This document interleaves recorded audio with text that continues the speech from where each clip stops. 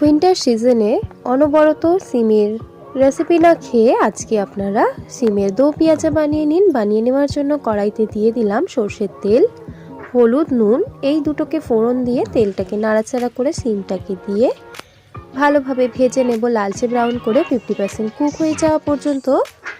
সিমটা ভাজা হয়ে গেলে তখন তুলে নিয়ে আমি এখানে টমেটো, পেঁয়াজ দিয়ে দিচ্ছি সেই তেলেরই মধ্যে। ভালোভাবে নাড়াচাড়া করা হয়ে গেলে দিয়ে দিচ্ছি হলুদ, লঙ্কা, জিরে গুঁড়ো, স্বাদ পরিমাণে নুন এবং আদা এবং রসুনের পেস্ট। এই কয়েকটি ঘরোয়া মশলা দেওয়া হয়ে গেলে ভালোভাবে মশলাটাকে কষিয়ে নেব, যেরকম যে কোনো সবজি কষিয়ে নেয়। ভালোভাবে মশলা থেকে তেল বেরিয়ে আসলে দিয়ে দিচ্ছি এখানে ভেজে রাখা সিমগুলো দিয়ে নাড়াচাড়া করে নিলে রেডি হয়ে যাবে আমাদের সিমের দো পেঁয়াজা। এভাবে করে বাড়িতে একবার অবশ্যই বানান এবং এই রেসিপিটা দেখে বাড়িতে ট্রাই করুন।